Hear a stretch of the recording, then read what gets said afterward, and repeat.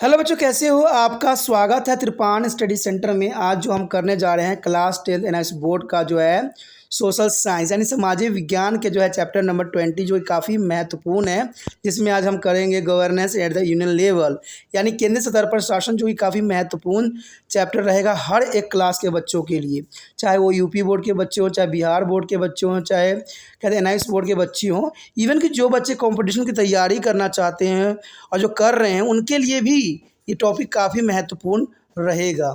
ठीक है, इसमें आज जो हम विस्तार पूर्वक चर्चा करेंगे गवर्नेंस के ऊपर और देखा जाए तो केंद्र स्तर पर शासन के ऊपर।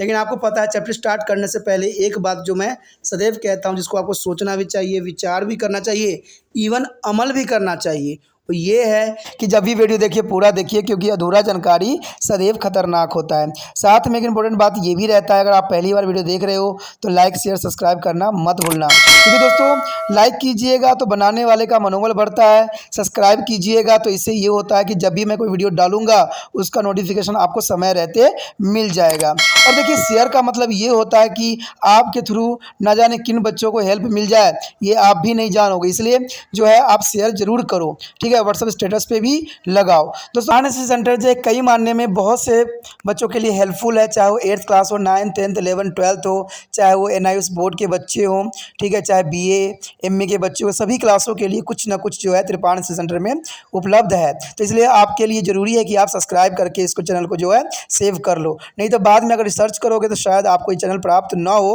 तो इसलिए सोचना नहीं, विचार नहीं करना है, सब्सक्राइब करके जो है अपने पास सेव करना है। दोस्तों ये तो बात था आपके लिए, लेकिन अब देखते हैं हमारा आज टॉपिक क्या है। Our next topic is the most important here, the Supreme Court. We have mentioned in the beginning of the lesson that the Supreme Court represents the union's judiciary, but the structure and functioning of the judiciary branch is different from those of executive and legislative branches. Do you have some idea or experience of judicial action? You maybe have heard it at some point of time that a case that began in the lower court was considered by the courts at the district level, then by the high court, and ultimately by the Supreme Court. This happened because India has a unified judiciary. It means that there is a horses of the courts at the highest level, of which is the Supreme Court. Then at the state level, there are high courts, and at the district and still lower level, there are subordinate courts here. On your screen, there is a most important picture here, Supreme Court of India. There is a most beautiful and important Supreme Court of India here. As provided in the Constitution, the Supreme Court of India consists of Chief Justice and other judges. Was the number is prescribed by the Parliament from time to time. In 1950, there was a Chief Justice and there was 7 judges.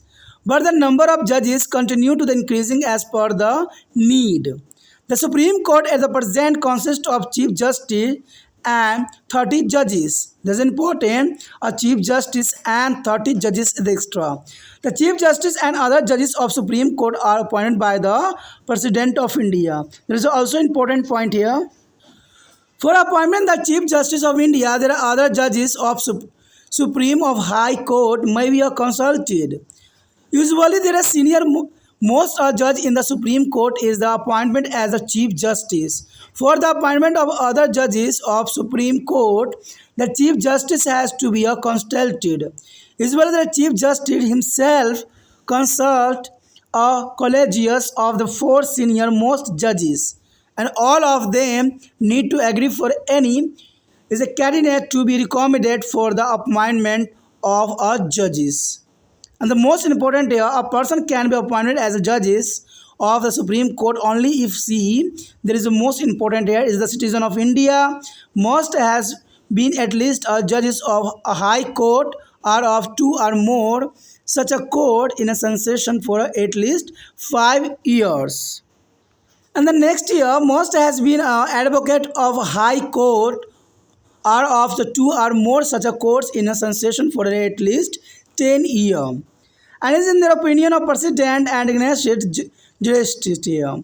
Judges of Supreme Court holded office till they attain their age of 65 years, but they may be removed from officially by on order of the president. This is important here. 65 years is at age of here, but America is a difference. There is a all life judges on the court. This is important, and there is a important also here addressing to the move for official by order by the president passed after addressing by the each house of parliament support by a special majority on ground of approval, misbehavior and incapacity. This is important here.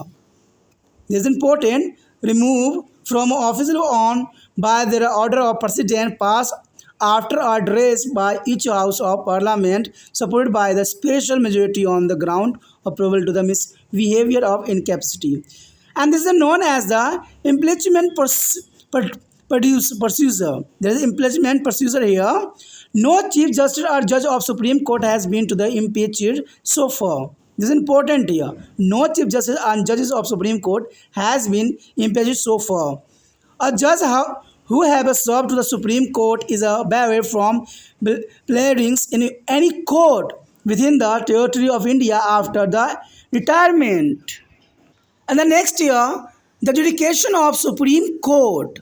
The Supreme Court has three types of judication here. First of all, here original, appellate, and advisory. This is the most important. And first point here, original judication here. The Supreme Court alone has the authority to be here directly contain a case, and these are debt between to the union government and one or more state governments. And the next year, debt between to two or more states.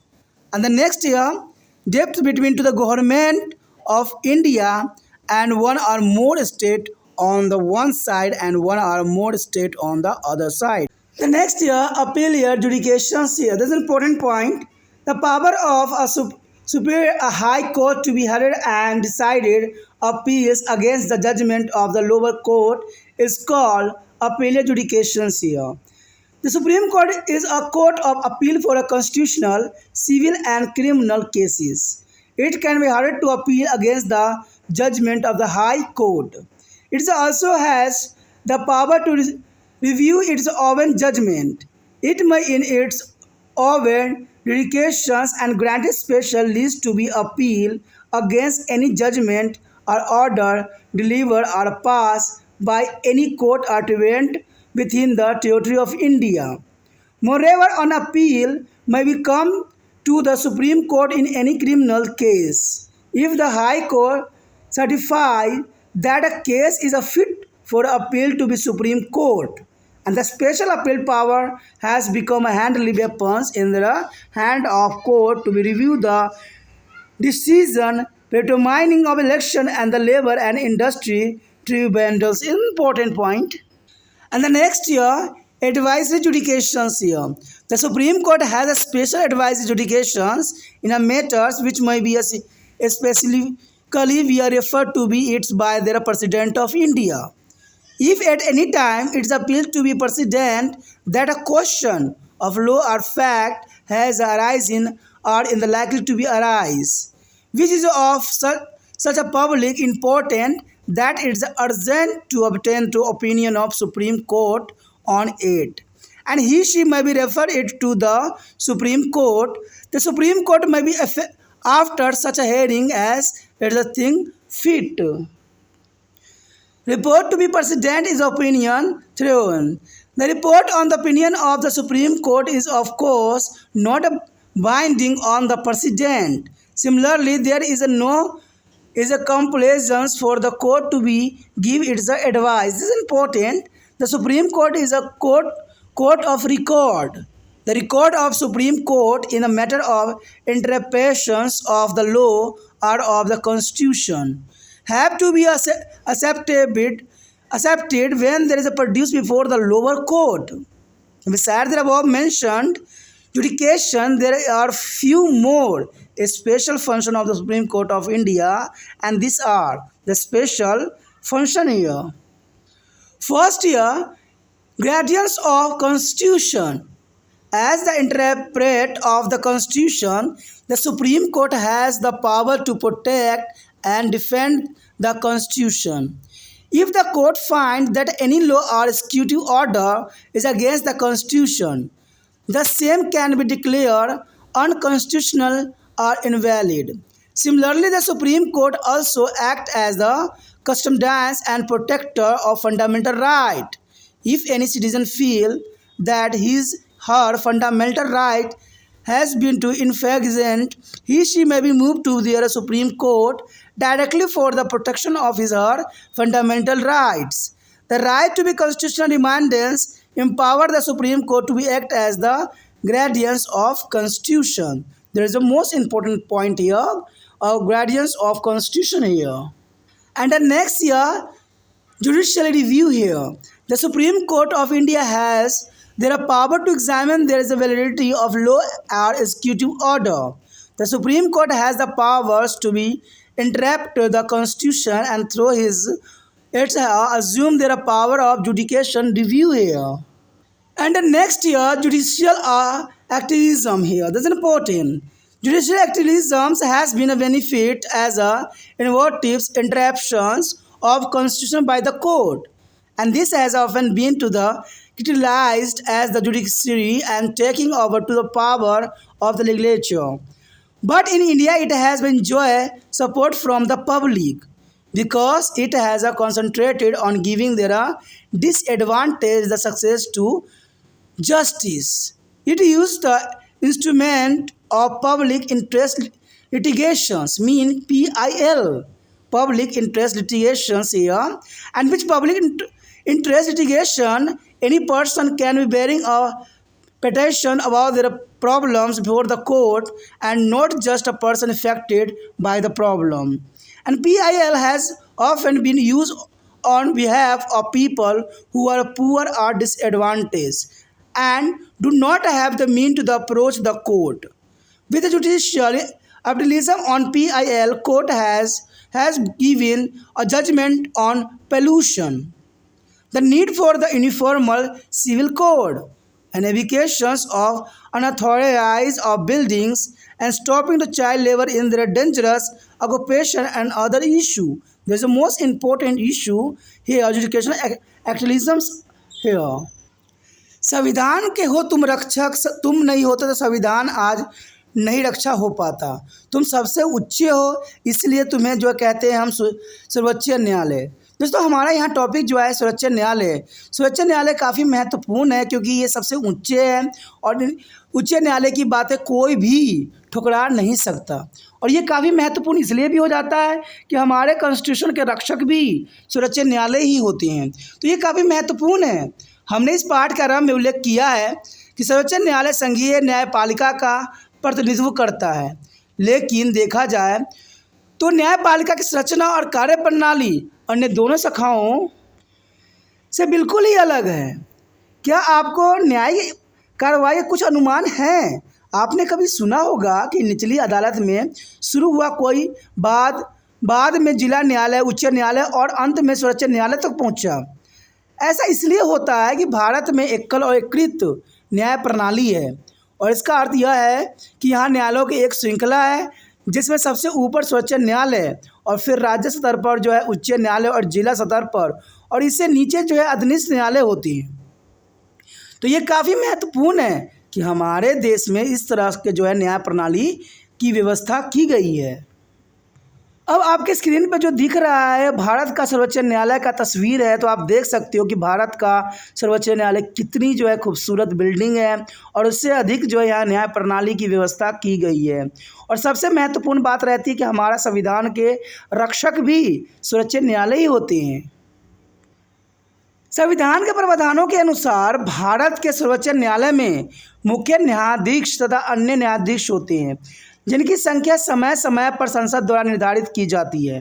1950 में एक मुख्य न्यायाधीशों की अतिरिक्त 7 न्यायाधीश थे। आवश्यकता अनुसार न्यायाधीशों की संख्या निरंतर बढ़ती रही है और वर्तमान में देखा जाए तो सर्वोच्च न्यायालय में एक मुख्य न्यायाधीशों और 30 अन्य न्यायाधीशों की नियुक्ति की गई है। तो कहते हैं समय समय पर जो है संसद द्वारा जो है निर्धारित की जाती है कि सर्वोच्च न्यायालय में कितने न्यायाधीश विद्यमान होना अनिवार्य है। मुख्य न्यायाधीश तथा अन्य न्यायाधीशों को भारत का जो है राष्ट्रपति नियुक्त करता है। तो ये तो आपको भली भांति ज्ञात ही है कि उच्च न्यायालय और मुख्य न्यायालय के जो न्यायाधीश होते हैं उनको राष्ट्रपति द्वारा नियुक्त किए जाते हैं। और भारत का मुख्य न्यायाधीश नियुक्ति करते समय सर्वोच्च न्यायालय अथवा उच्च न्यायालय के न्यायाधीश से भी परामर्श की जा सकती है। प्राय सर्वोच्च न्यायालय के जो है वरिष्ठ न्यायाधीशों के मुख्य न्यायाधीश नियुक्त किया जाता है और सर्वोच्च न्यायालय के अन्य न्यायाधीशों की नियुक्ति के लिए मुख्य न्यायाधीशों से परामर्श भी किया जाता है। प्राय देखने को मिला है कि मुख्य न्यायाधीश जो है स्वयं 4 वरिष्ठतम न्यायाधीशों के समूह के परामर्श करता है और उन सबको किसी एक नाम पर न्यायाधीशों के रूप में नियुक्त हेतु सहमत होना पड़ता है। तो ये भारत के लिए काफ़ी महत्वपूर्ण बात है कि इस तरह के जो है न्याय प्रणाली यहाँ पर उपलब्ध है। अब यहाँ पर और भी इम्पोर्टेंट बात आता है कि सर्वोच्च न्यायालय का न्यायाधीश केवल उसी व्यक्ति को नियुक्त किया जा सकता है जो भारत का नागरिक हो। किसी उच्च न्यायालय या ऐसे 2 या उससे अधिक उच्च न्यायालय में कम से कम 5 वर्ष निरंतर न्यायाधीश रहा हो। तो ये काफ़ी महत्वपूर्ण है।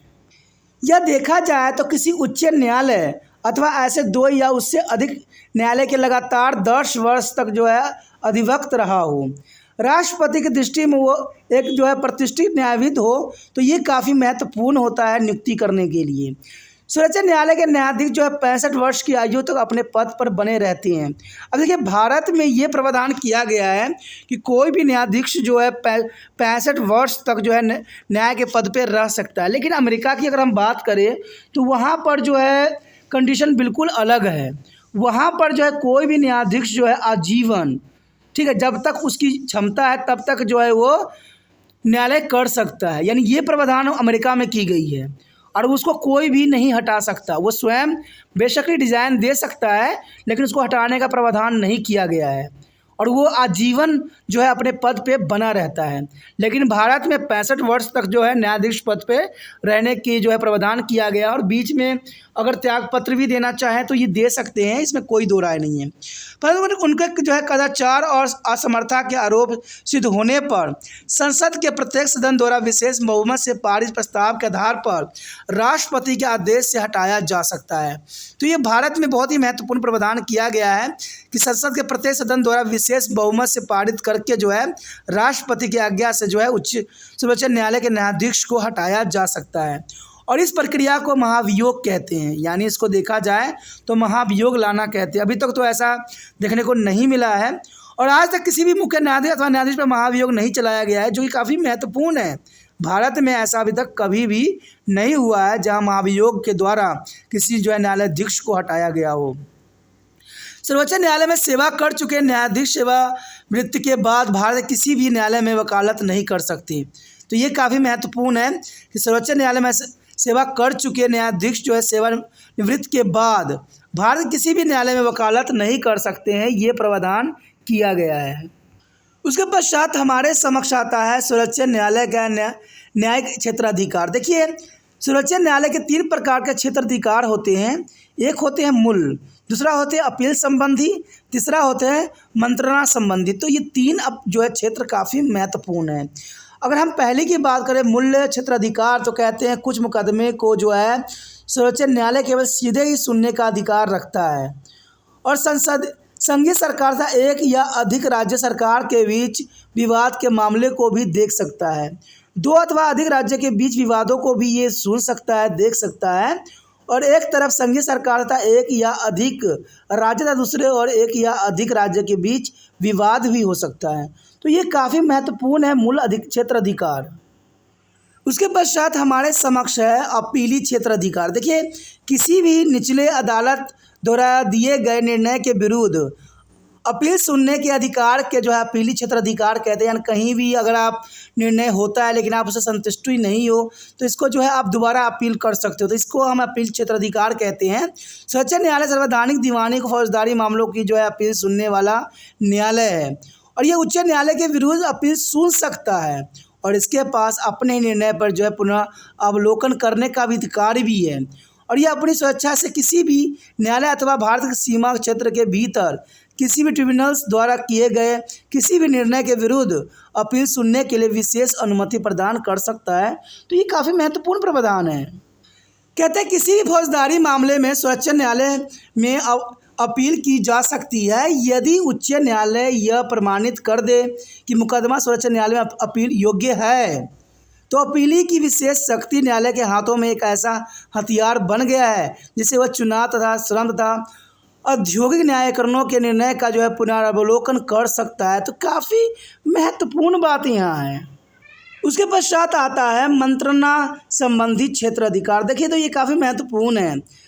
कहते सर्वोच्च न्यायालय के पास विशेष रूप से राष्ट्रपति द्वारा भेजे गए मामलों पर परामर्श देने की विशेष अधिकारिता है।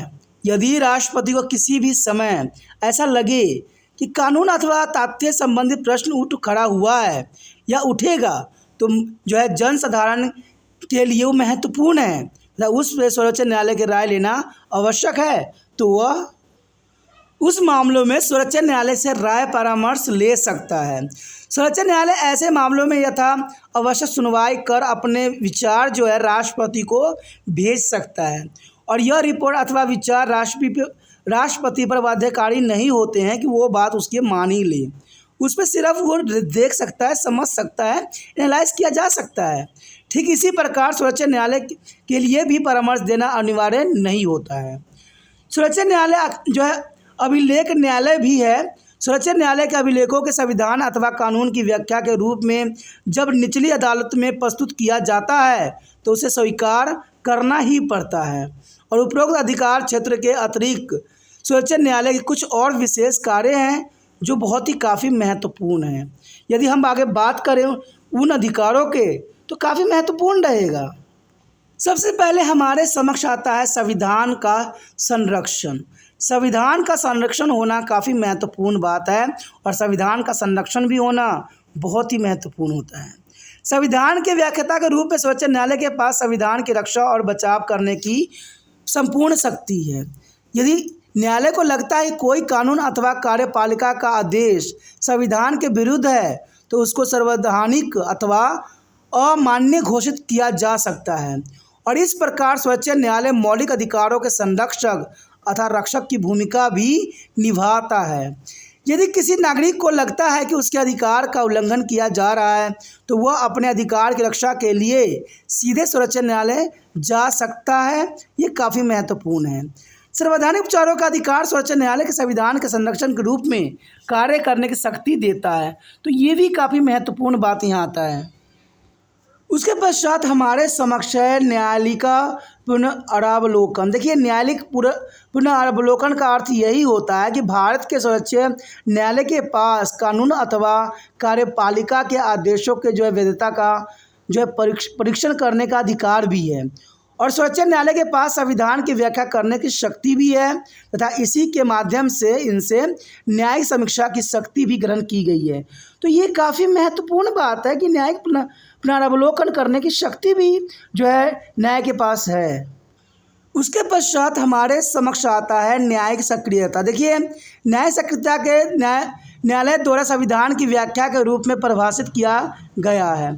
प्राय न्यायपालिका द्वारा विधायी शक्तियों के हथियाने की कोशिश के रूप में इसकी आलोचना भी की जाती है, लेकिन भारत में इसको लोगों का समर्थन प्राप्त है क्योंकि यह वंचित लोगों तक न्याय के पहुंचा देने में केंद्रित रहा है और ये जनहित याचिका का प्रयोग भी करता है। कहते हैं न केवल समस्याओं से प्रभावित व्यक्ति ही बल्कि जनहित में कोई भी व्यक्ति न्यायालय के समक्ष किसी भी समस्या के बारे में याचिका दाखिल कर सकता है। जनहित याचिका का प्रयोग प्राय गरीब और वंचित लोगों द्वारा किया जाता है जिनके पास न्यायालय तक पहुंचने की साधन नहीं होते हैं। तो देखा जाए तो न्यायिक सक्रियता काफ़ी महत्वपूर्ण बात है और जन याचिका के लिए काफ़ी महत्वपूर्ण भी है और ये काफ़ी ज़रूरी भी है। दोस्तों इसी के साथ हमारा ये चैप्टर भी ख़त्म हो जाता है, जो काफ़ी महत्वपूर्ण था। हमने जो है हर एक बात पर प्रकाश डाला, जानने की कोशिश किया। अगर आप इन्हीं बातों को अगर ध्यान से पढ़ ले, समझ ले, तो मुझे नहीं लगता किसी एक्स्ट्रा क्वेश्चन करने की आपको आवश्यकता पड़ जाएगा, क्योंकि इसमें हर एक बात पे हमने विस्तार पूर्वक चर्चा किया। अगर आपको ये बात समझ में आई, अच्छा लगा, अगर आप दिल से त्रिपाण स्टडी सेंटर का हेल्प करना चाहते हो, तो जितना हो सके इस वीडियो को शेयर कीजिए। और शेयर करने के लिए कुछ नहीं करना है, यूट्यूब से लिंक को कॉपी करना है और व्हाट्सएप स्टेटस पे लगा देना है, ठीक है। और पहली बार वीडियो देख रहे थे दोस्तों, चैनल को सब्सक्राइब करके अवश्य सेव कर लीजिए, क्योंकि आपको पता है कि त्रिपाण स्टडी सेंटर जो है 8th क्लास से लेकर MA तक के बच्चों के लिए महत्वपूर्ण वीडियो यहाँ उपलब्ध है, और वो सारे आपको प्लेलिस्ट पे मिल जाएंगे। तो सोचिए नहीं, विचार न कीजिए, जो आपको मोबाइल में रेड सब्सक्राइब का बटन दिख रहा है उसको दबाइए और त्रिपाण स्टडी सेंटर के साथ हमेशा के लिए जुड़ जाइए।